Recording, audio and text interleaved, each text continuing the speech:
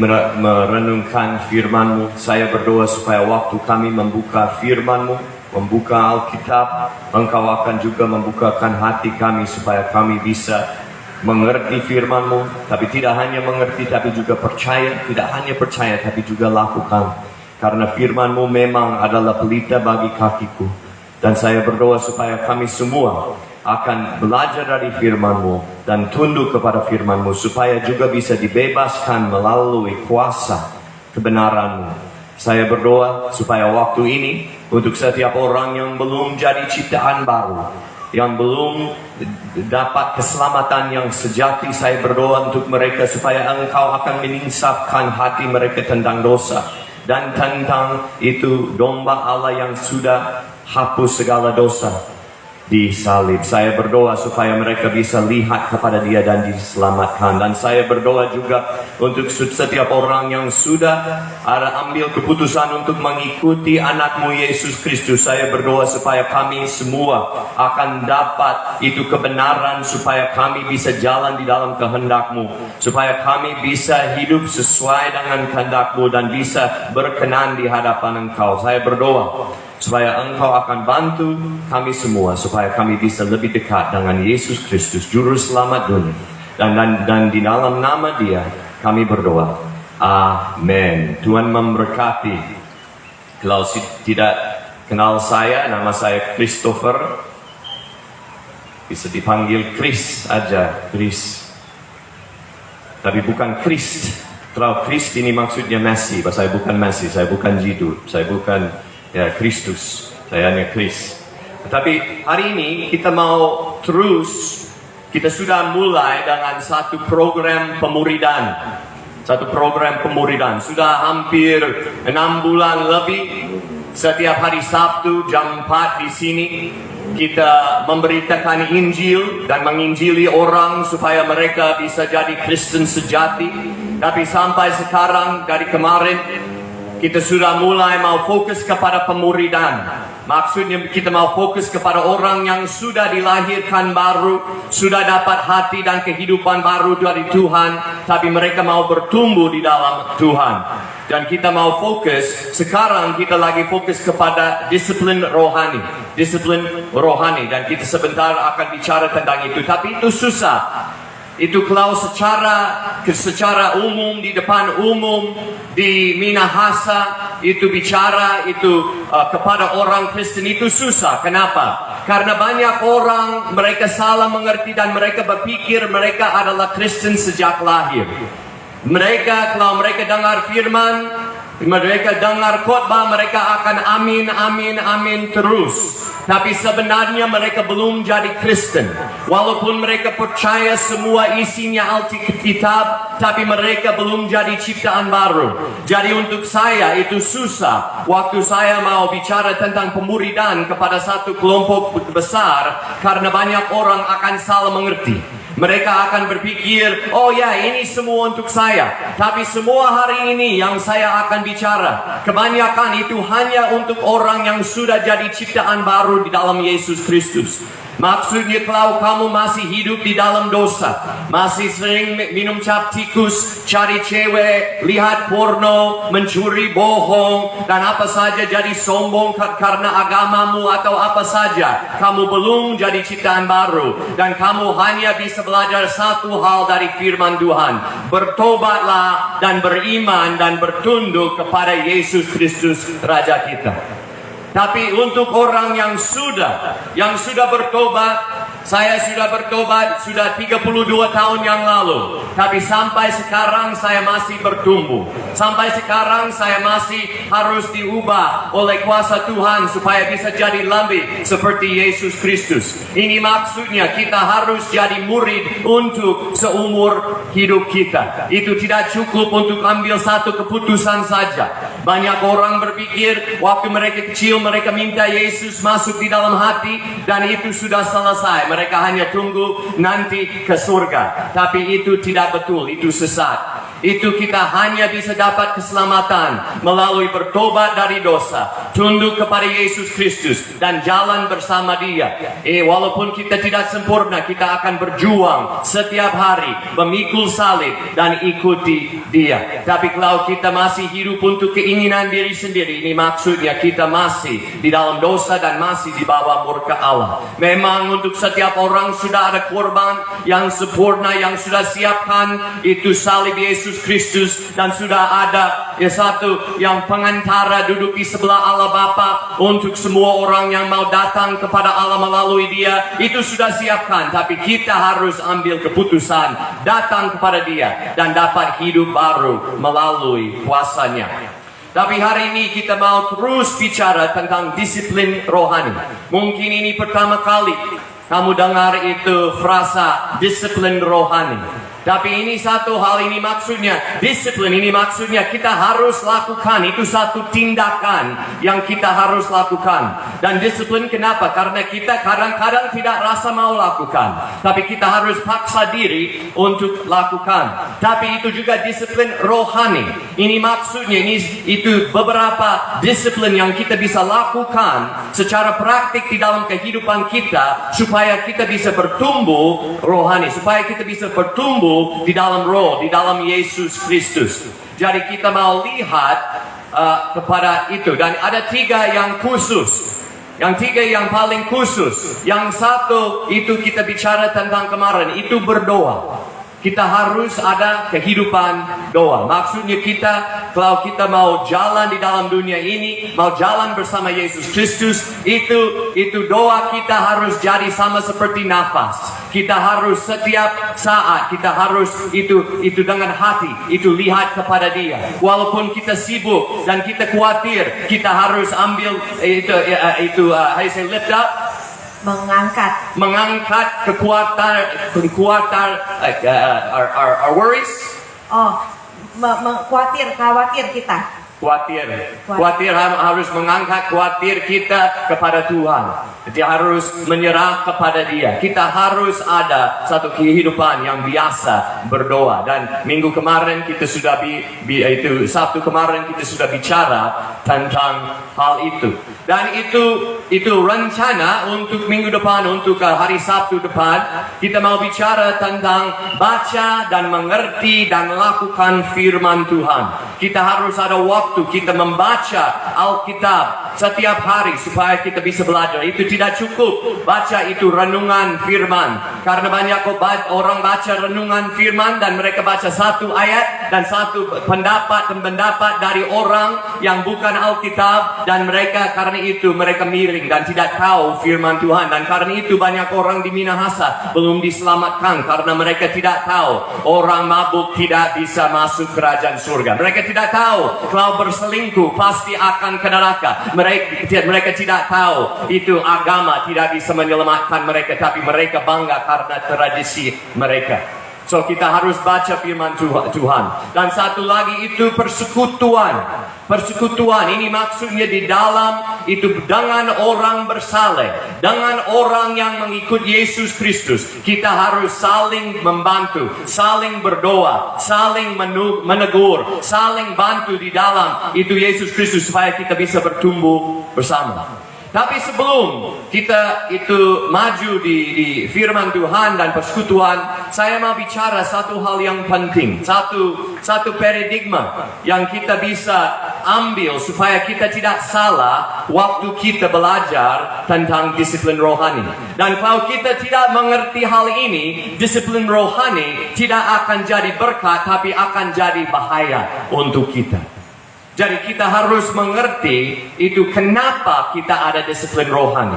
Kenapa ada disiplin rohani? Kita mau mulai di 2 Korintus pasal 5. 2 Korintus pasal 5 ayat 18 dan 19. 2 Korintus 5 ayat 18 dan 19.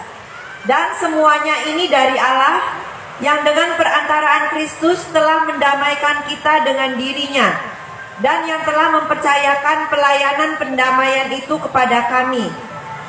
Sebab Allah mendamaikan dunia dengan dirinya oleh Kristus dengan tidak memperhitungkan pelanggaran mereka. Ia telah mempercayakan berita pendamaian itu kepada kami. Apa itu masalah di dalam Alkitab? Masalah paling besar adalah manusia sudah berontak pada Allah dan mereka sudah terpisah dengan Allah dari Allah dan mereka nggak ada hubungan lagi. Dan apa itu maksudnya keselamatan? Banyak orang salah mengerti tentang keselamatan. Mereka berpikir itu dibaptis, ini maksudnya diselamatkan. Itu dilahirkan kembali kalau sudah dibaptis, atau CD, atau ke gereja, atau ke sekolah Alkitab, atau apa saja. Mereka berpikir itu satu hal yang agama. Tapi keselamatan itu berekonsiliasi bersama Allah. Itu waktu kita jauh dari Allah dan tidak ada hubungan dengan Dia. Itu Dia mengutus anaknya jadi manusia dan mati sebagai korban untuk kita semua, supaya kita bisa balik kepada Dia dan dapat hubungan dekat dengan Dia. Ini bukan agama. Agama itu ke gereja, pakai batik, kasih persembahan 1, persembahan 2, tapi itu setelah itu pesta pora. Itu agama. Itu tidak bisa menyelamatkan. Itu hanya melalui hubungan dengan Yesus Kristus, dengan Allah melalui Yesus Kristus kita diselamatkan. Kita baca di Yohanes 14 ayat 6. Yohanes 14 ayat 6. Ini paling penting kita mengerti. Yohanes 14 ayat 6. Yohanes 14 ayat 6. Kata Yesus kepadanya, "Akulah jalan dan kebenaran dan hidup. Tidak ada seorang pun yang datang kepada Bapa kalau tidak melalui aku." Banyak orang salah baca ini dan mereka berpikir Yesus ada satu-satunya jalan untuk ke surga. Satu kehidupan, satu hidup untuk ke surga. Tapi ayat ini tidak berkata Dia adalah jalan, Dia adalah hidup, Dia adalah kebenaran yang bisa datang ke surga. Tapi Dia berkata kepada Bapa. Kepada Bapa. Karena Dia adalah pengantara di antara Allah dan manusia. Dia tidak hanya datang supaya kita bisa dapat surga, tapi Dia datang supaya kita bisa dapat hubungan dengan Allah sendiri. Kita baca satu kali lagi dan kita fokus. Itu berkata datang kepada Bapa melalui Dia. Kata Yesus kepadanya, "Akulah jalan dan kebenaran dan hidup. Tidak ada seorang pun yang datang kepada Bapa kalau tidak melalui aku." Ini maksudnya kita tidak bisa mendekati Allah yang kudus tanpa satu juru selamat yang sudah kasih korban yang sempurna. Tidak bisa. Kamu berkata, "Saya sudah bertobat. Pernah saya preman, sekarang saya pendeta." Itu tidak bisa menyelamatkan kamu. Itu tidak bisa bantumu. Hanya darah Yesus Kristus. Dan Dia duduk di sebelah Allah Bapa jadi pengantara. Hanya Dia bisa dapat jadi pendamaian untukmu. Kita harus datang kepada Allah melalui Dia. Satu lagi, itu di 17. Itu Yohanes 17 ayat 3.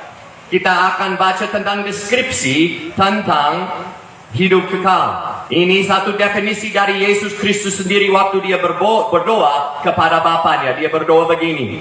"Inilah hidup yang kekal itu, yaitu bahwa mereka mengenal Engkau, satu-satunya Allah yang benar, dan mengenal Yesus Kristus yang telah Engkau utus." Banyak orang berpikir hidup kekal adalah surga. Itu bukan surga kalau kita percaya Yesus Kristus. Hidup kekal itu mengenal Allah yang satu-satunya dan anaknya yang Dia mengutus itu Yesus Kristus. Kalau kita mengenal Allah Bapa dan anaknya, kita ada hidup kekal. Kalau kita jauh dari mereka, kalau kita masih di dalam dosa, ini maksudnya kita belum dapat hidup kekal. Karena mengenal Allah, ada hubungan secara pribadi, itu adalah hidup kekal. Maksudnya hidup kekal mulai waktu kita bertobat dan dapat Roh Kudus waktu kita datang kepada Allah melalui Yesus Kristus di dalam iman. Waktu itu kita jadi ciptaan baru dan dapat hidup kekal di dalam Dia. Tapi kalau kita berangkat dari Dia, nggak ada hidup kekal. Karena hidup kekal adalah hubungan dengan Allah. Nah, kenapa ini penting kita mengerti untuk disiplin rohani? Karena itu seperti itu satu topik yang lain. Itu tentang keselamatan, tapi kita mau bicara tentang disiplin rohani, tentang doa, tentang persekutuan atau tentang baca firman Tuhan. Kenapa banyak orang akan jadi sesat kalau mereka tidak mengerti itu keselamatan dan itu adalah hubungan khusus dengan Allah. Karena mereka akan berpikir itu berdoa satu hal yang agama. Mereka akan berpikir ada satu waktu tertentu mereka harus berdoa. Kalau mereka berdoa waktu itu sudah sah. Kalau mereka tidak berdoa waktu itu sudah tidak sah. Mereka akan berpikir, itu kalau mereka baca firman Tuhan, ke sekolah Alkitab, mengerti firman-Nya, ini maksudnya mereka itu rohani. Mereka itu sudah hebat di dalam rohani. Tapi itu bukan. Mereka akan berpikir, mereka banyak orang di Minahasa berpikir begini, oh, kamu sudah seorang Kristen? Ya. Setiap hari Minggu saya ke gereja. Mereka berpikir ini adalah itu rohani. Mereka berpikir, is that spiritual? Ya, rohani. Ya, mereka berpikir itu rohani. Mereka pakai batik. Mereka dengan diam-diam dan duduk berdiri, dan berkata amin 3 kali. Ini sudah rohani. Tapi itu bukan rohani. Itu bukan rohani. Itu bukan satu hal yang agama. Itu satu hal yang agama. Tapi banyak orang berpikir, ya itu persekutuan ke gereja. Saya harus baca firman Tuhan. Saya harus itu berdoa. Dan mereka lakukan. Tapi mereka tidak fokus kepada hubungan dengan Allah. Mereka fokus kepada agama. Mereka fokus hanya kepada itu dapat poin dengan Allah. Mereka berpikir kalau saya baca firman Tuhan, oh mereka bisa bangga. Ya, saya sudah hebat di dalam Tuhan. Tapi kalau mereka belum baca firman Tuhan sampai kejadian, sampai wahyu, mereka akan, oh malu. Ya, saya belum baca. Maksudnya saya bukan orang Kristen yang baik ya. Saya bukan itu yang rohani karena saya belum baca atau apa saja. So, itu ada dua sisi mereka bisa jatuh. Kalau mereka tidak tahu itu keselamatan adalah hubungan dengan Allah. Kalau mereka tidak tahu itu disiplin rohani untuk bikin atau untuk bertumbuh satu hubungan dengan Allah, mereka satu-satunya mereka akan selalu keputus asa. Saya terlalu lupa doa lagi. Saya sibuk harus cari uang dan saya tidak ke gereja. Saya tidak rohani lagi. Ini dan mereka jadi rasa salah sampai pagi sampai malam. Rasa salah karena mereka tidak ada batik bisa ke gereja dan karena itu mereka tidak ke gereja dan mereka rasa saya tidak ke gereja maksudnya saya tidak rohani karena saya nggak ada batik. Saya harus cari duit supaya bisa beli batik supaya saya bisa jadi rohani ke gereja. Dan banyak orang akan rasa putus asa. Tapi yang lain, mereka rajin sekali ke gereja, rajin sekali baca Alkitab, rajin sekali kalau itu waktu untuk berdoa, mereka berdoa. Itu mereka akan pakai itu toa waktu pagi, mereka akan berdoa dengan suara keras dan mereka rajin sekali lakukan. Dan orang seperti itu digoda untuk rasa mereka sudah jadi rohani, mereka sudah jadi hebat, mereka sudah jadi itu orang yang suci.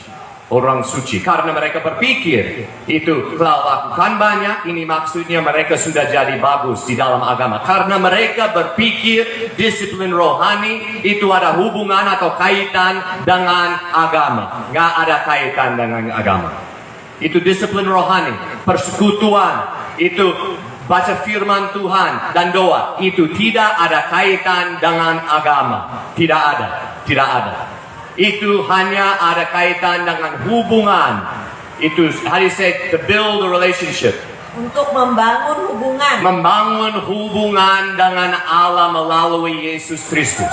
Jadi kita harus sadar itu kenapa. Saya bisa kasih satu contoh, bisa bayangkan ini. Kalau kenapa saya ke gereja? Kenapa saya kerja? Kenapa setiap orang di sini itu cari kerja? Itu kenapa kalau mereka belum dapat kerja, mereka cari kerja. Kalau mereka sudah dapat kerja, mereka rajin ke kantor mereka dan mereka bekerja. Kenapa mereka rajin lakukan? Itu untuk hubungan dengan bosnya? Itu untuk hubungan, maksudnya mereka mengasihi bosnya dan mereka mau bekerja untuk dia? Tidak. Mereka ke sana untuk satu alasan, untuk duit. Mereka kerja untuk duit. Nggak ada alasan yang baik itu bekerja kalau itu bukan untuk cari duit. Itu harus untuk cari duit. Tapi kalau itu orang, mereka cari duit waktu bekerja, waktu mereka pulang dan mereka bersantai dengan keluarga mereka di rumah mereka, itu kenapa? Itu untuk cari duit? Mereka pulang untuk cari duit? Mereka pulang supaya mereka itu bisa dapat lebih banyak uang? Tidak. Mereka pulang untuk hubungan. Mereka pulang dan mereka bersandar di rumah dengan istri, suami, anak-anak supaya mereka bisa dihiburkan dengan itu hubungan dengan keluarga. Mereka jadi dekat dengan mereka. Dan sebenarnya kenapa mereka cari duit? Itu juga untuk hubungan itu. Itu paling dasar di dalam kehidupan kita adalah hubungan. Itu kalau kamu hari ini khawatir karena nggak ada uang atau karena nggak ada kerja, itu kenapa khawatir? Karena anak-anakmu perlu makan. Karena anak-anakmu perlu ke sekolah. Karena istrimu, dia itu mau dapat yang baru. Karena itu khawatir tentang hal itu. Berpikir tentang mereka, itu hubungan, itu paling dasar di dalam kehidupan kita. Ini sama dengan disiplin rohani. Kalau kita lakukan doa atau baca itu kitab suci atau lakukan itu supaya kita bisa dapat sesuatu yang agamawi, supaya kita bisa jadi lebih rohani, supaya orang akan berpikir, wah dia hebat, dia sudah rajin di dalam agamanya, kita salah. Itu seperti pulang untuk dapat uang. Itu tidak masuk akal. Kita kenapa berdoa? Kenapa itu bersekutu dengan orang bersaleh? Kenapa kita baca firman Tuhan? Supaya kita bisa itu membangunkan satu hubungan dengan Allah melalui anaknya Yesus Kristus. Supaya kita bisa dapat di dalam doa kita datang kepada Allah yang kudus. Dengan iman melalui Yesus Kristus datang dan kita bersekutu dengan Dia. Roh Kudus akan menemui kita waktu kita itu duduk bersama Dia dan kita lutut pada Dia atau kita berdiri di hadapan Dia, kan kita berdoa kepada Dia. Kenapa kita datang? Kita datang kenapa? Yesus berkata kita mulai doa dengan apa? Bapa kami. Bapa kami. Bukan itu bos kami. Bos kami datang ke doa supaya bisa dapat poin, supaya tidak ke neraka tapi ke surga. Tidak. Kita apa? Kita berdoa kepada Bapa kami. Ini maksudnya datang kepada Allah di dalam doa karena mau membangunkan satu hubungan dengan Allah. Itu kita bersekutu dengan Allah di dalam doa. Dan kenapa baca firman-Nya? Karena di dalam firman-Nya kita bisa baca Dia seperti apa. Allah kita, Ia siapa? Dia lakukan apa di sejarah? Dia sudah kasih perintah yang mana supaya kita bisa hidup berkenan di hadapannya. Dia sudah kasih janji apa kepada orang yang mencari Dia. Kita bisa lihat dan di dalam firman-Nya kita bisa belajar Allah kita seperti apa. Hatinya adalah di dalam isinya hati seperti apa. Dia membenci orang atau mengasihi orang. Dia berkenan kalau orang fasik binasa atau kalau orang fasik bertobat dan dapat hidup kekal. Kita dari firman-Nya kita bisa dekati dan belajar lebih lagi tentang Allah kita supaya kita bisa mengenal Dia.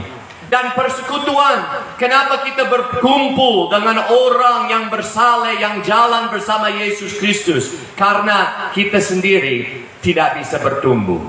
Karena sendirian tidak bisa bertumbuh. Kenapa? Karena itu Yesus Kristus waktu dia naik ke surga, dia menurunkan Roh Kudus. Dan dia berkata, itu gerejanya, itu bukan satu gedung, tapi itu satu umatnya. Itu satu umatnya, itu satu banyak orang. Mereka berkumpul, Roh Kudus di dalam mereka. Dan itu adalah tubuh Kristus. Kenapa disebut tubuh Kristus? Karena roh Yesus Kristus sudah tinggal di dalam mereka. Dan setiap orang di dalam gereja ada itu anugerah atau kasih gift. Kasih karunia yang lain. Supaya bisa melengkapikan orang lain. Supaya mereka bisa bantu orang lain. Maksudnya, mungkin berpikir, wah itu Kris. Dia belajar banyak, dia tahu tentang Alkitab. Ya, tapi saya masih rasa seperti satu anak kecil waktu mau berdoa.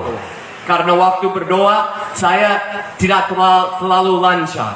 Tidak maksudnya dengan bicara, tapi dengan hatinya. Itu tidak terlalu biasa untuk saya. Karena saya perlu orang yang sudah bisa berdoa dan bisa jalan bersama Yesus. Dan mereka sudah rendah hati. Dan mereka sudah itu ada hubungan dekat dengan Tuhan. Mereka bisa bantu buat saya. Waktu saya bersama mereka, saya bisa itu berdoa kepada Tuhan lebih dalam lagi. Atau mungkin ada orang, mereka ada hati, selalu ada hati, belas kasihan terhadap orang yang miskin atau orang sakit atau apa saja. Dan waktu saya bertemu dengan mereka, saya juga dapat satu hati yang lebih belas kasihan, penuh dengan belas kasihan terhadap orang tertentu.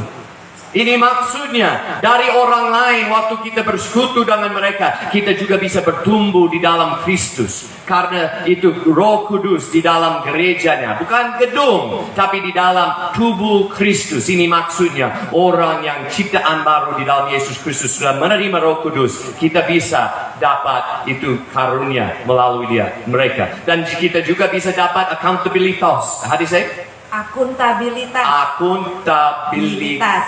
Itu kita bisa dapat karena kalau kita hanya sendiri baca firman Tuhan dan berdoa, kita gampang bisa menipu diri sendiri. Kita bisa mulai berpikir, saya paling benar, saya paling betul, pendapat saya tentang Alkitab itu paling benar. Dan walaupun saya masih itu berselingkuh, tapi nggak masalah karena saya sudah lihat Yesus mati untuk saya. Tapi waktu kita masuk di dalam orang itu, di antara orang bersalah, mereka akan menegur kita.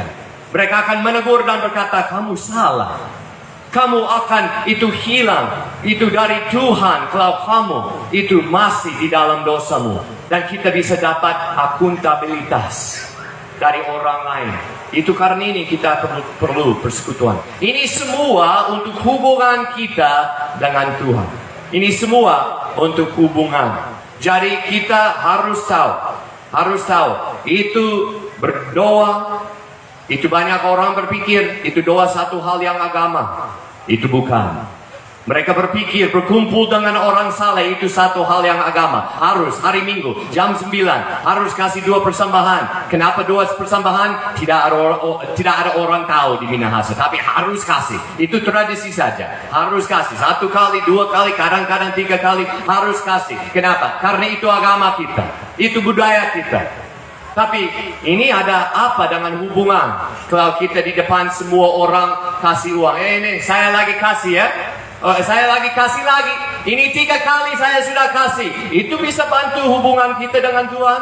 Wah, itu susah. Itu bisa menggoda kita supaya jadi sombong atau karena kita jadi munafik.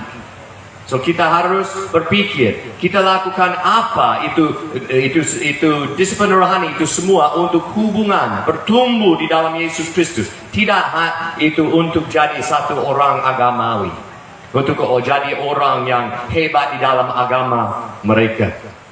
Kita mau lihat kepada Yeremia 9 ayat 23. Yeremia 9 ayat 23.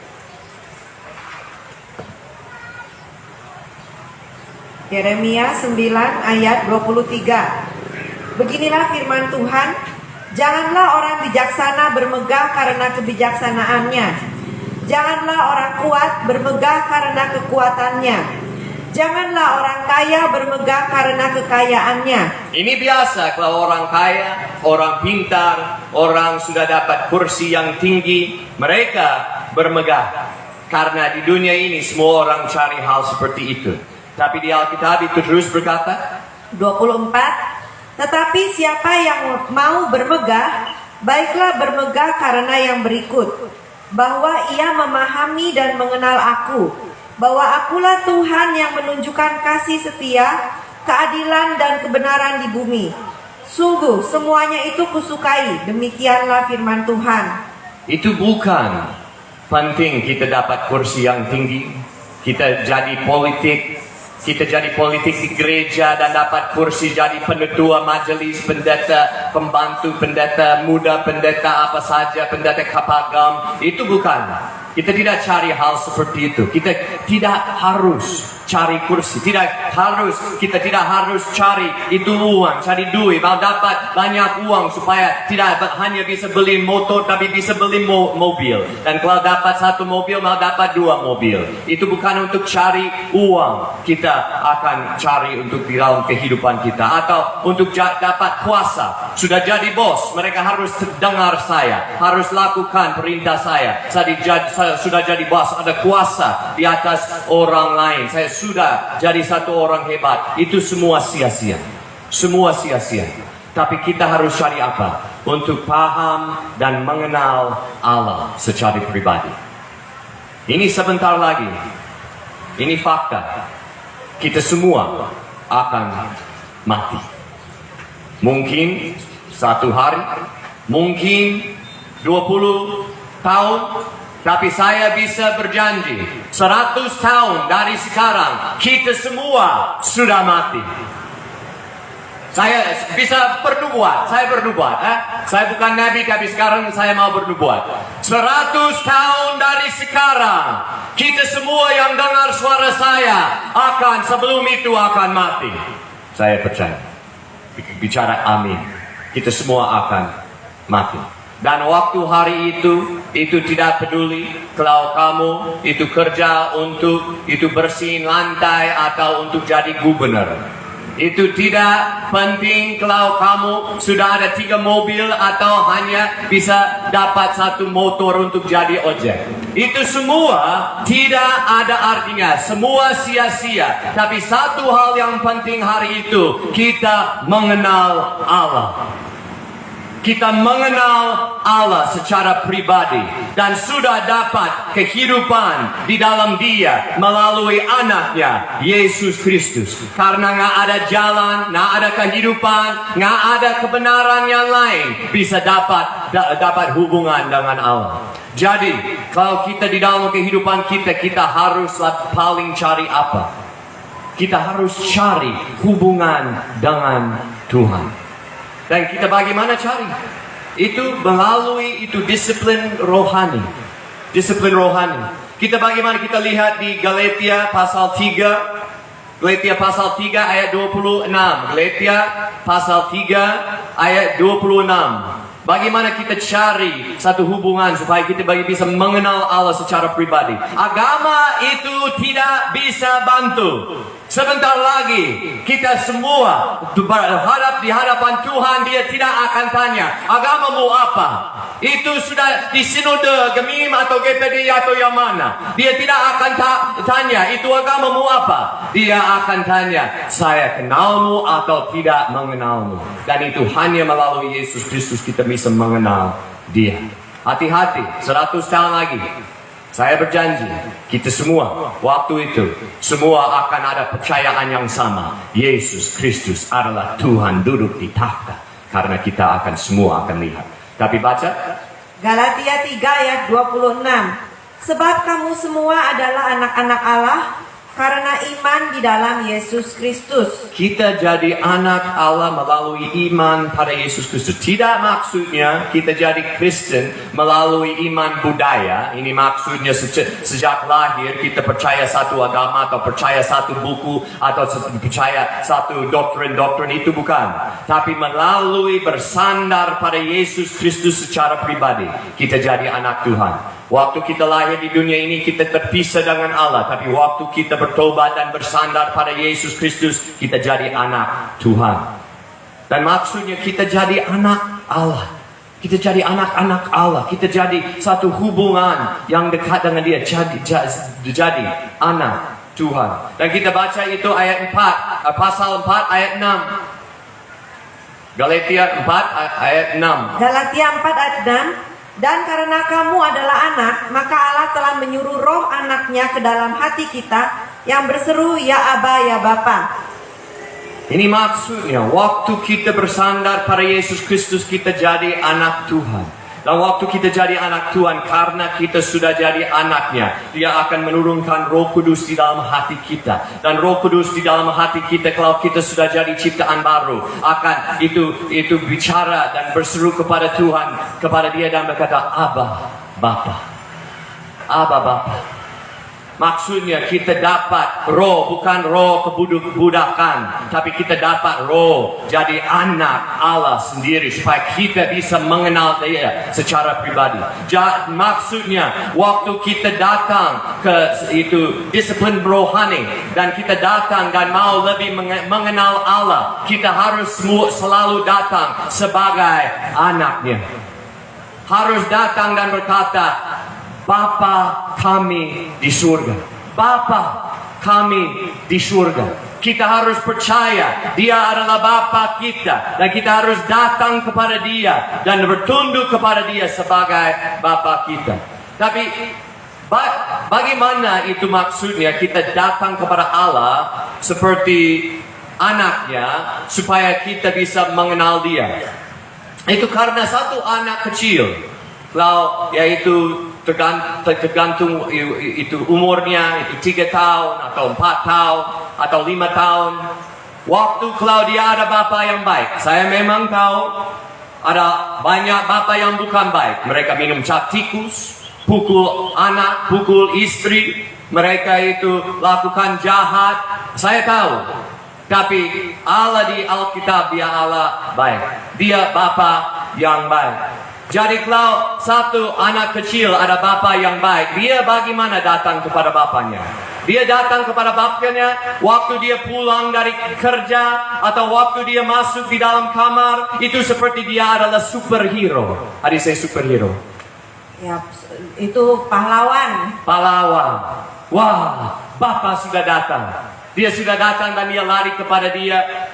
Dan dia lihat seperti dia, wah, Bapa saya, dia kuat sekali. Dia bisa ambil saya di atas kepalanya. Wah, dia hebat sekali. Seperti dia paling itu yang kuat di dunia. Dia waktu dia lihat bapaknya, dia selalu rasa, wah, Bapa saya di sini. Dan dia tidak takut karena Bapa sudah di sini. Kalau itu dia takut karena lampu sudah mati dan dia sendirian di rumah, di kamarnya. Tapi bapaknya masuk walaupun lampu masih mati, tapi dia sudah tidak takut lagi karena Bapakku di sini.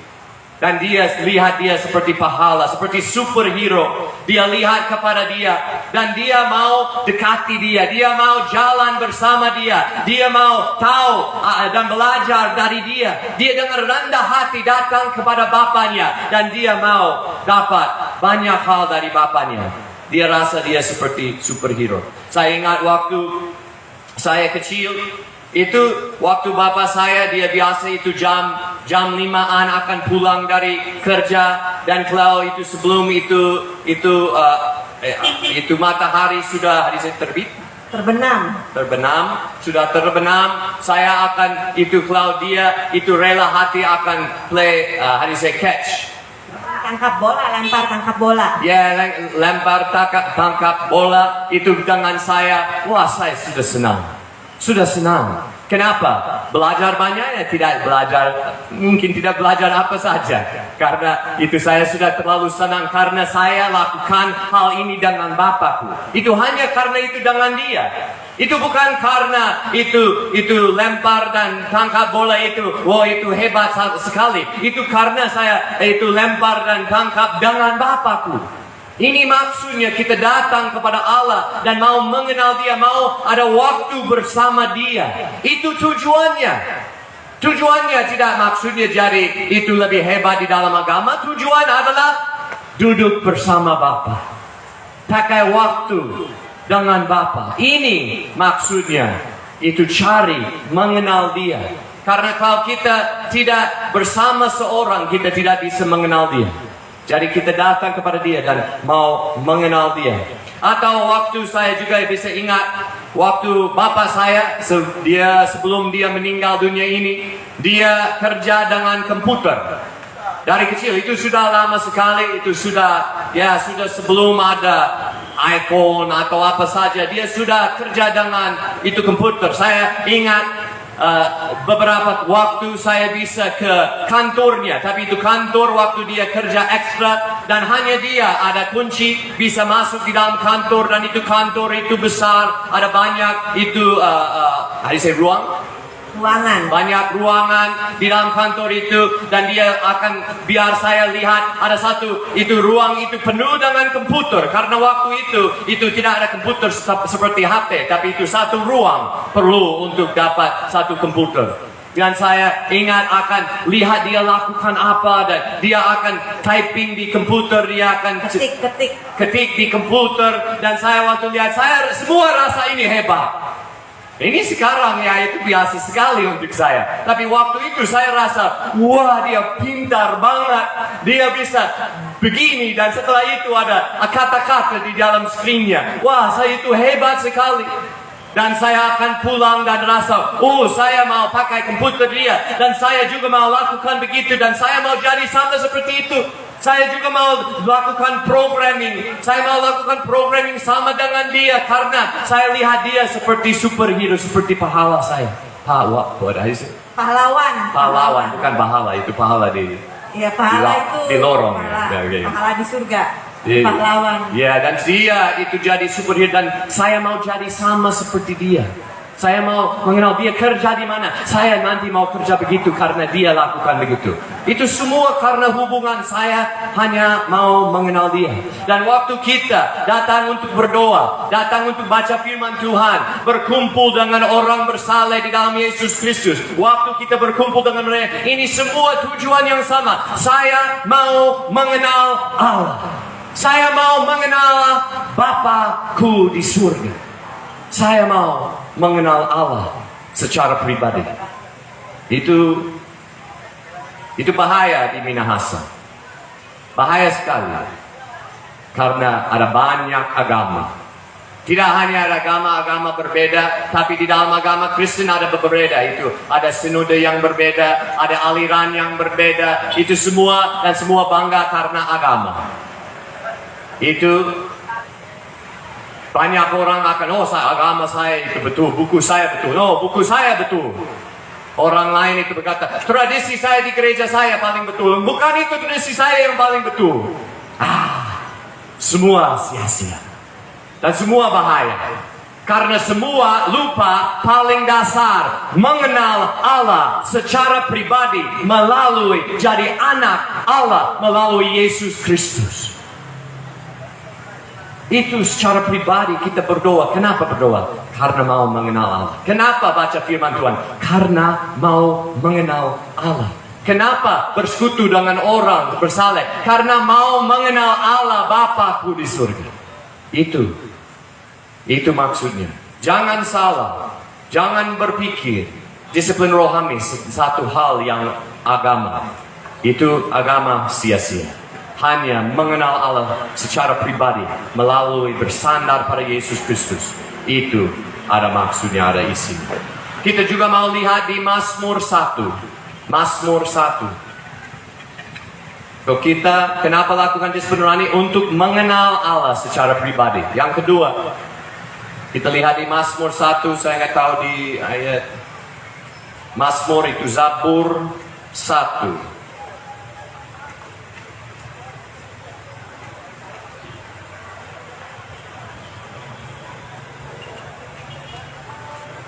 Silakan mulai dengan ayat 1.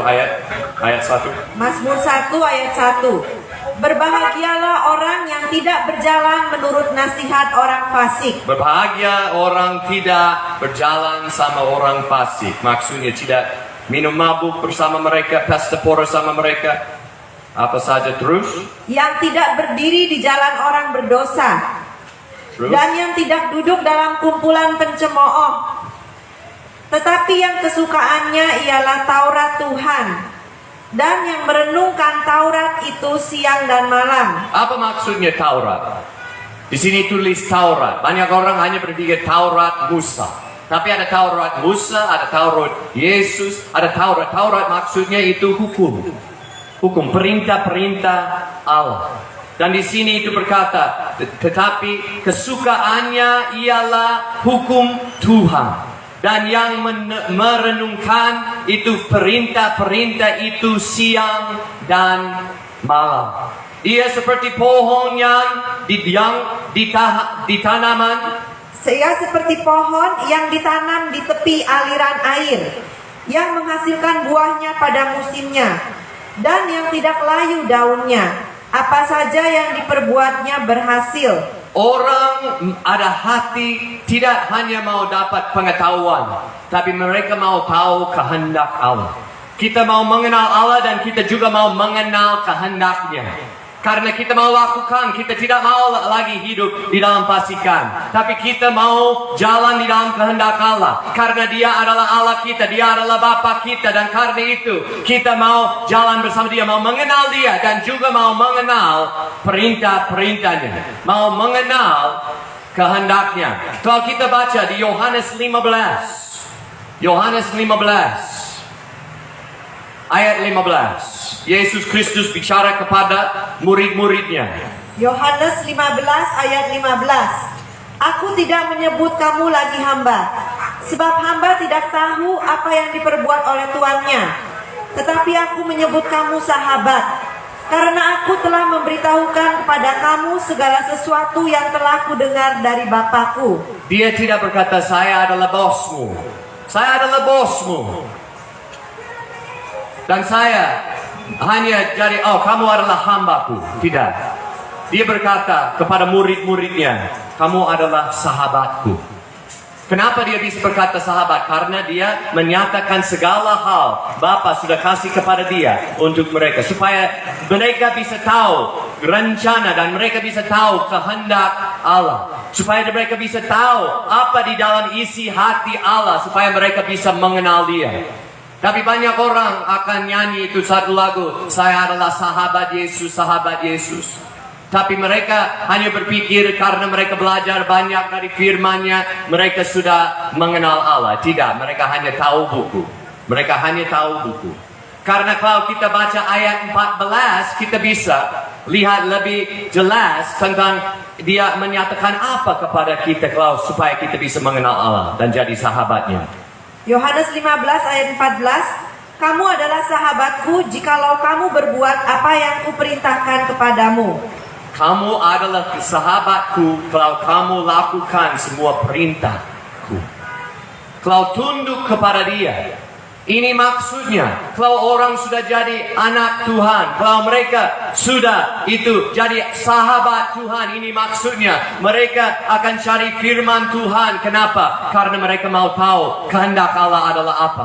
Dia kasih perintah apa, saya mau lakukan apa di dalam kehidupan saya. Mereka akan cari itu kebenaran di dalam firman Tuhan karena mereka mau tahu apa itulah kehendak Allah. Itu kehendak Allah. Bercerai beberapa kali dan dapat istri baru? Tidak. Yesus Kristus kasih tahu apa perintahnya. Jangan bercerai. Jangan bercerai. Tapi di Minahasa itu orang pendeta pun juga bercerai. Tapi Yesus Kristus berkata, mereka kalau hidup di dalam dosa seperti itu, bukan sahabatku. Belum belajar, itu kehendak Allah. Kita harus jadi sahabat dengan Yesus Kristus, tunduk kepada firman-Nya karena Dia mengajar kita semua hal dari Bapa, supaya kita bisa belajar apa itu kehendak Allah. Kita lihat kita cari di dalam firman-Nya, kita akan cari kehendak Allah. Kenapa kita baca firman Tuhan? Supaya kita bisa merenungkan tentang hukum-Nya dan tahu kehendak-Nya. Tapi kita baca di Amsal 16 ayat 6. Amsal 16 ayat 6. Amsal 16 ayat 6. Dengan kasih dan kesetiaan kesalahan diampuni. Karena takut akan Tuhan, orang menjauhi kejahatan. Karena takut pada Tuhan, apa? Karena takut akan Tuhan, orang menjauhi kejahatan. Mereka menjauhi dari kejahatan. Ini apa maksudnya? Karena takut pada Tuhan, mereka jauhi dari itu kejahatan. Apa itu takut pada Tuhan? Yang paling dasar adalah Dia adalah hakim dan Dia akan melempari ke semua orang berontak pada neraka. Takutlah.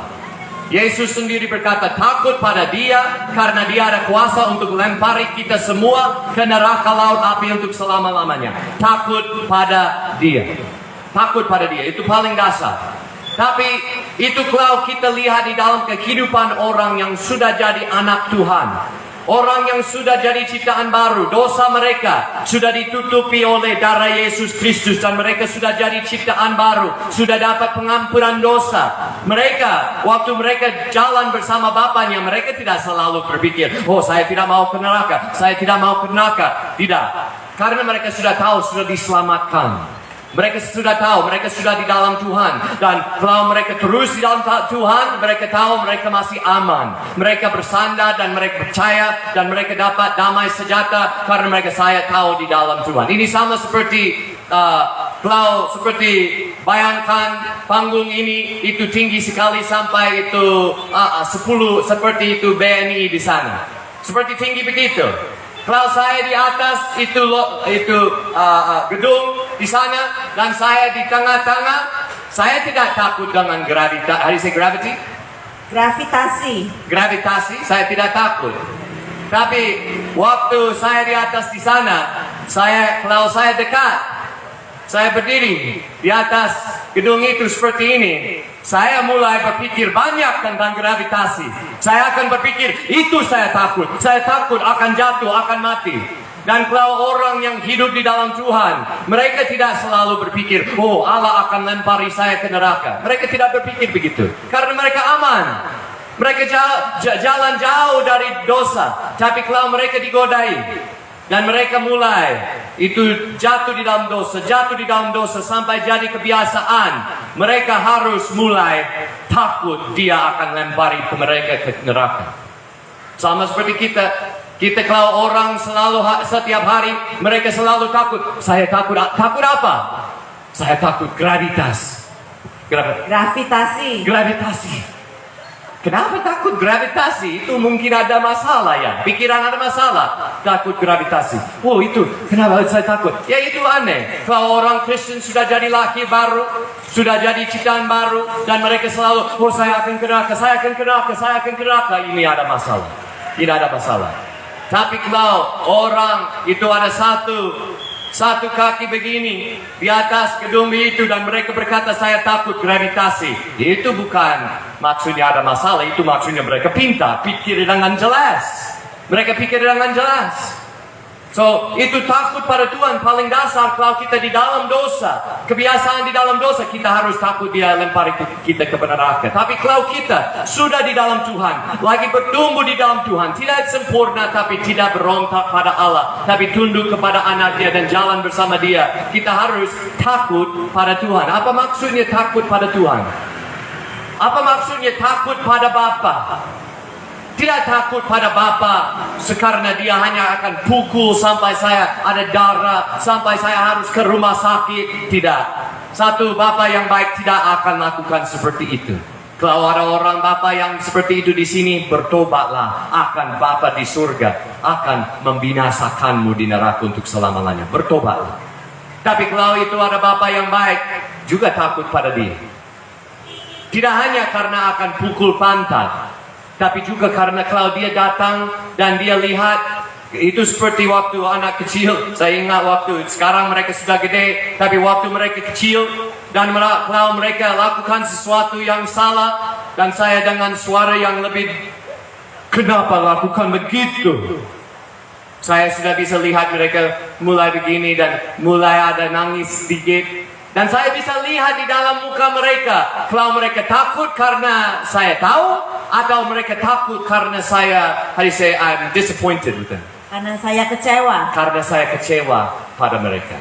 Dan kadang-kadang saya cepat bisa lihat itu, saya khusus ingat itu anak perempuan waktu aku bicara dan dia, saya bisa lihat dia cepat sadar, oh ini saya salah. Oh, dan Bapak sekarang dia kecewa pada saya dan dia rasa sakit di dalam hatinya, menyesal karena dia itu menyakiti hati saya. Dan karena itu saya langsung akan berubah. Oh, it's okay, mana dia, nggak masalah. Jangan lakukan lagi saja. Itu sama dengan Allah. Itu kalau kita mengasihi Bapa kita di surga, kita tidak mau dia kecewa dengan kita. Kita mau dia selalu berkenan. Dan kita akan lakukan dan hidup sesuai dengan kehendaknya, karena kita akan berpikir, saya mau lakukan apa yang berkenan di hadapan Bapakku. Karena saya mengasihi dia. Karena dia adalah superhero saya. Karena saya, wah dia hebat. Dan dia jadi senang terhadap saya. Jadi kita akan itu takut pada dia. Ini maksudnya kita selalu cari puji dia. Kita mau dapat puji dari dia. Kita mau dia senang. Mungkin orang lain mereka semua tidak senang terhadap kita, tapi kalau Bapa dia senang. Itu semua orang waktu Yesus mati di salib, mereka mengutuk. Mengutuk Yesus. Mengututi dia. Mereka bicara banyak hal yang karena mereka tidak berkenan, tapi Bapanya berkenan pada dia. Dan itu cukup untuk Yesus Kristus. Karena dia hanya hidup untuk, the pleasure, the berkenanan. Perkenanan Allah. Perkenanan Allah. Dia hanya hidup untuk itu. Itu maksudnya takut kepada Bapa kita. Kita hidup untuk perkenanan kita. Ya, berkenan kepada Allah. Oke, satu lagi itu Matius 26 ayat 41. Karena kita cari kehendak Allah dan mau lakukan perintah-perintahnya, kita akan lihat di Matius 26. Kenapa kita berdoa? Kenapa kita berdoa? Supaya kita jadi lebih rohani daripada tetangga? Atau dari itu gereja yang itu gereja kita berdoa lebih lama, maksudnya kita lebih rohani? Atau karena ini? Matius 26 ayat 41. Berjaga-jagalah dan berdoalah supaya kamu jangan jatuh ke dalam pencobaan. Roh memang penurut, tetapi daging lemah. Kita berdoa karena kita sadar diri dan tahu kita lemah. Kita tahu saya sendiri tidak bisa lakukan apa saja tanpa kuasa anugerah Yesus Kristus. Jadi kita berdoa dan terus berdoa karena kita meminta kepada Bapa kita. Oh Bapa, bantu saya tidak mau balik kepada dosa. Saya mau terus hidup di dalam kehendak-Mu. Kita cari kehendaknya. So kita mau mengenal Allah. Dan karena itu kita berdoa dan baca firman Tuhan dan bersekutu dengan orang bersaleh.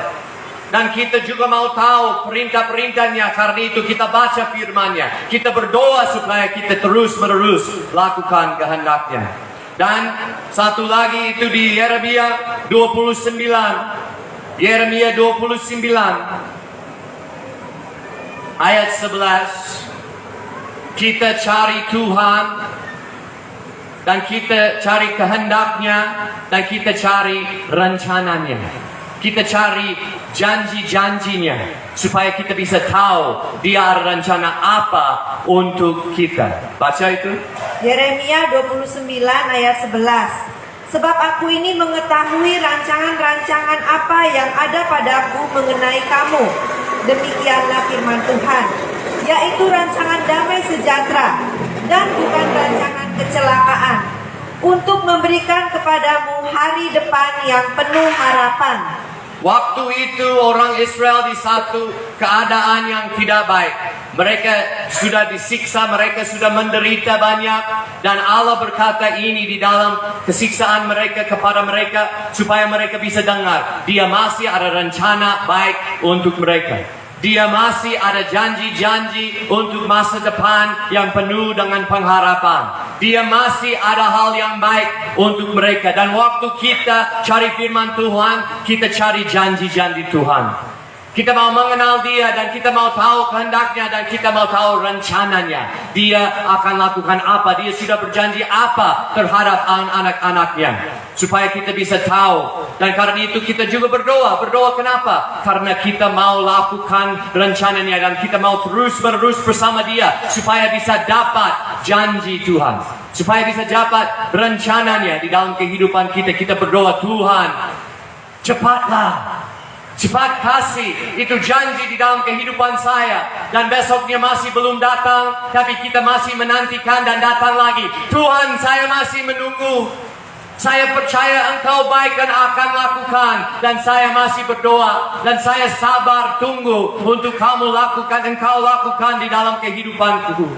Kita cari di dalam itu firman Tuhan, cari janji-janji Allah. Dan kita berdoa supaya janji-janji akan terjadi di dalam kehidupan kita. Dan 1 Petrus 1 ayat 8 dan 9. 1 Petrus pasal 1 ayat 8 dan 9. Waktu kita menantikan waktu Allah yang sempurna, waktu Dia mau lakukan rencananya di dalam kehidupan kita, waktu kita dengan sabar berdoa, dengan sabar cari firman Tuhan untuk tahu rencananya, kita juga akan rasa seperti ini.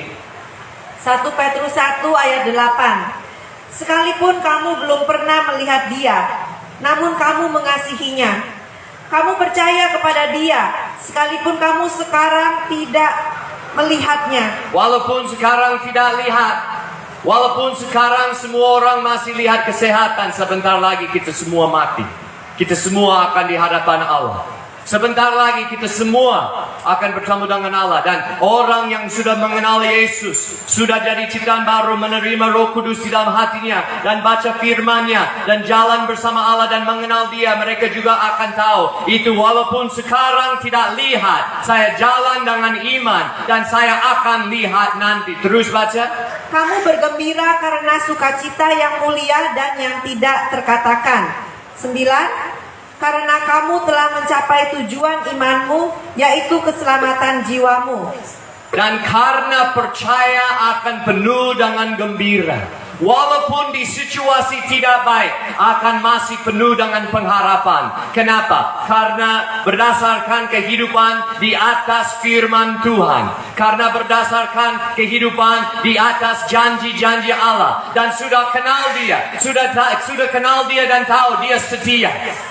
Dia setia, dan walaupun itu janji, itu tunggu untuk lama, tapi itu pasti akan datang. Dan kalau kita berharap pada Yesus Kristus, walaupun Dia belum balik sekarang, Dia sebentar lagi akan balik kepada dunia ini, dan kita akan dibangkitkan dari kematian, dan kita akan dapat satu kerajaan untuk dapat warisan untuk selama-lamanya. Jadi karena kita lihat kepada janji-janji Allah dan berdoa untuk janji-janji Allah terjadi di dalam dunia dan di dalam kehidupan kita. Karena itu kita penuh dengan pengharapan. Kita penuh dengan gembira. Karena kita tahu Dia akan lakukan karena kita mengenal Dia. Kita beriman pada Dia. Kenapa kita beriman pada Dia dan mengenal Dia dan ada pengharapan? Karena kita ada disiplin rohani yang ada tujuan yang betul. Tidak untuk hal yang agamawi. Tidak berdoa supaya orang bisa lihat. Tidak kasih uang supaya orang bisa lihat. Tidak ke gereja karena itu tetangga akan rasa aneh kalau tidak ke gereja. Atau mama akan marah kalau tidak ke gereja. Tidak karena itu. Tapi karena kita tahu, oh kenapa saya berdoa? Oh karena saya mau mengenal Allah. Dan saya mau tahu kehendaknya. Dan saya mau lakukan di dalam kehidupan saya. Dan karena itu saya berdoa supaya Dia akan kasih anugerah supaya bisa lakukan kehendaknya. Dan waktu saya lakukan kehendaknya, kenapa mau lakukan kehendaknya? Karena saya mengenal Dia. Dia baik. Dia baik, Dia penuh dengan belas kasihan. Dia murah hati. Dia baik terhadap saya walaupun saya layak ke neraka. Dia sudah kasih anak Dia sendiri mati untuk dosa saya supaya saya bisa dapat hidup baru. Dan Dia sudah duduk di takhta sebelah Allah Bapa dan jadi pengantara untuk saya. Dan karena saya mengenal Dia, saya percaya kepada Dia. Walaupun situasi sekarang, keadaan sekarang itu tidak baik, itu tidak enak, tapi saya masih penuh dengan gembira. Kita bisa ada perasaan seperti itu karena kita berdoa untuk kehendaknya. Berdoa supaya itu janji-janjinya akan terjadi di dalam kehidupan kita. Kita lihat di dalam firman Tuhan dan kita bisa tahu Dia ada karakter yang setia. Dan Dia kalau sudah berjanji Dia akan lakukan di dalam kehidupan kita. Dan kita dari firman-Nya kita bisa ada hati yang teguh di dalam di dalam siksaan, di dalam banyak itu penderitaan. Kita akan dapat hati yang teguh karena kita mengenal Allah. Dan kita akan dapat gembira. Maksudnya, kenapa kita berdoa? Untuk mengenal Allah. Untuk lakukan kehendak-Nya. Untuk bergembira di dalam kehendak-Nya dan janji-Nya. Kenapa kita baca firman Tuhan? Itu supaya bisa mengenal Bapa kita di surga yang mengasihi kita dan mengutus anaknya sendiri jadi korban. Mau mengenal Dia, mengasihi Dia, tahu isinya hati dan tahu kehendaknya supaya bisa lakukan dan janji-janjinya supaya bisa bergembira. Kenapa kita itu berkumpul dengan orang bersaleh dan bersekutu itu di dalam iman dengan orang di dalam iman di dalam Yesus Kristus? Kenapa kita lakukan itu? Supaya kita bisa dapat akuntabilitas. Supaya kita tidak miring dan jauhi diri dari itu Tuhan. Dan tidak berangkat dari Dia, tapi kita terus dekat. Supaya orang di dalam gereja, orang di dalam tubuh Kristus bisa membantu kita supaya kita bertumbuh di dalam Yesus Kristus. Dan tidak balik kepada hidup yang fasik, tapi kita terus menerus itu hidup di dalam Yesus Kristus. Ini semua untuk hubungan dengan Allah. Itu bukan untuk agama. Dan saya mau selesaikan dengan berkata karena ini semua itu bicara untuk orang yang sudah jadi ciptaan baru. Tapi saya seperti sudah 6 bulan berkata setiap hari Sabtu. Kalau kamu berpikir kamu adalah Kristen sejak lahir, kamu sampai sekarang belum jadi Kristen. Kalau kamu berpikir sejak lahir, kalau saya tanya kamu, kapan jadi Kristen dan berkata, jawab itu sejak lahir. Ini ada masalah. Karena firman Tuhan berkata sejak lahir kamu terpisah dengan Allah di dalam dosa. Dan Yesus Kristus sendiri berkata harus dilahirkan kembali untuk jadi anak Tuhan. Untuk diselamatkan dan dijadi Kristen. Dan kamu mungkin akan berpikir, dilahirkan kembali, saya sudah baptis. Ini bukan maksudnya. Dia berkata dilahirkan oleh air dan roh.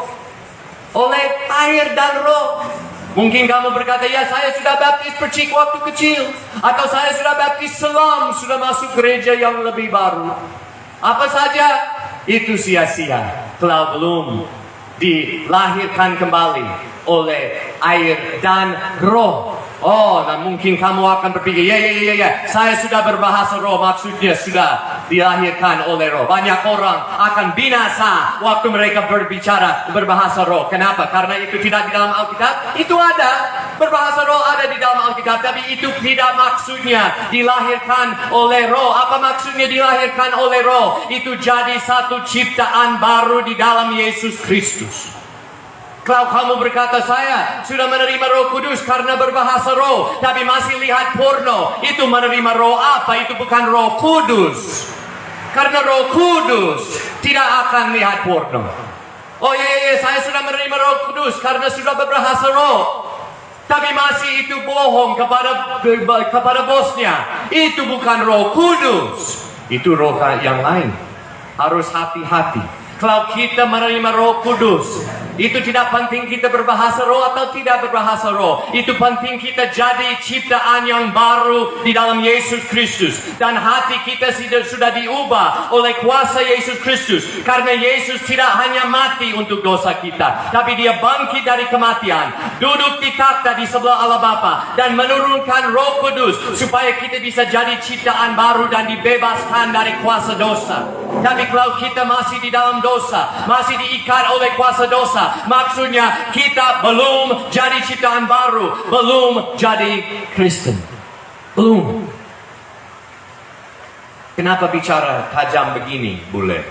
Itu karena kita gampang ditipu oleh budaya kita. Budaya kita itu ada banyak pendeta pun bercerai, berselingkuh, pakai uang untuk diri sendiri. Tapi kita berkira, tapi mereka pagam, mereka gembala. Itu biasa. Itu bukan biasa di dalam kerajaan Allah. Itu biasa di dalam kerajaan itu Minahasa dan kerajaan Amerika. Banyak orang berpikir itu Trump, Presiden Trump ada orang Kristen. Oh, kalau begitu tidak tahu Trump atau tidak tahu kekristenan karena dia bukan orang Kristen tahu. Dia percaya Alkitab. Oh, dia percaya Alkitab dengan banyak orang di Minahasa, tapi dia bukan orang Kristen.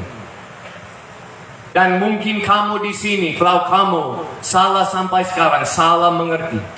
Saya tidak berkata harus ke gereja lain. Mungkin dari kecil belajar yang betul dan sudah berkata amin. Saya tidak bicara tentang itu mengajak ke gereja lain atau berubah aliran. Itu saya tidak peduli kamu ke gereja yang mana. Tapi kalau ke gereja yang paling benar, yang paling betul, yang paling bagus, tapi kamu masih di dalam dosa dan belum ke Yesus Kristus, itu semua sia-sia. Semua sia-sia. Ke Yesus Kristus dan dapat hidup baru di dalam Dia. Tidak maksudnya kan berubah aliran atau berubah gereja, tapi harus berubah kehidupanmu dan jadi ciptaan baru di dalam Yesus Kristus. Saya berharap kamu akan percaya sungguh-sungguh pada Dia, tunduk kepada Yesus Kristus dan dapat hidup baru di dalam Dia. Sebelum kita tutup, kita mau berdoa. Tapi mau berdoa dengan satu lagu yang sederhana. Tapi ini untuk semua orang yang mau berdoa kepada Tuhan dan mau itu merespon kepada firman Tuhan dan mau merespon kepada Injil dan mau bertobat dan mau percaya kepada Dia. Waktu kita nyanyi lagu ini, kita mau itu berdoa kepada Tuhan dari hati kita dan ambil keputusan mengikut Yesus, keputusanku. Kita mau nyanyi itu mengikut Yesus, keputusanku. Dan waktu menyanyi itu pakai ini untuk satu doa dari hatimu. Dan sekarang ambil keputusan untuk mengikut Yesus. Dia tidak hanya bisa mengampunimu, tapi kamu berkata, ya tapi saya tidak bisa berubah. Memang tidak bisa, tapi Dia bisa mengubahkan kamu. Kamu tidak mampu, tapi Dia bisa mampukan kamu dengan anugerahnya. Karena Dia tidak hanya mati untuk pengampunan, tapi Dia bangkit supaya kamu bisa dapat hidup baru. Ini adalah Injil, ini adalah kabar baik. Dia mengampuni dan membebaskan kita supaya bisa jalan bersama Allah Bapa kita dan jadi anak Tuhan di dalam kehidupan baru. Mengikut Yesus, keputusanku. Mengikut Yesus, keputusanku. Mengikut Yesus, keputusanku. Ku tak ingkar dunia di belakang, dunia di belakang, salib di depan. Mungkin akan menderita, dunia di belakang, salib di depan, tapi Dia layak. Dunia di belakang, salib di depan. Ku tak ingkar, walau sendiri. Mungkin semua teman-teman akan meninggalkanmu, tapi Yesus tidak akan meninggalkanmu sendiri. Tetap ku ikut, walau sendiri. Tetap ku ikut selama-lamanya, selamanya. Tuhan, saya berdoa untuk kami semua, supaya kalau kami tidak mengenal Engkau, kami akan bertobat dan berrekonsiliasi dengan Engkau melalui anak-Mu Yesus Kristus. Bantu kami supaya bertobat dan beriman pada Yesus Kristus. Dan saya berdoa juga untuk kami yang sudah mengenal Engkau, supaya kami bisa mengenal Engkau lebih lagi, lebih dalam lagi, supaya kami bisa itu terus-menerus berdoa, baca firman-Mu, bersekutu dengan orang bersalah, supaya kami bisa bertumbuh di dalam hubungan kami dengan Engkau, supaya karena kami tahu hidup kekal adalah mengenal Allah yang satu-satunya dan anaknya Yesus Kristus. Saya berdoa supaya kami semua akan jadi murid yang sejati melalui Yesus Kristus. Dalam nama Yesus. Amin.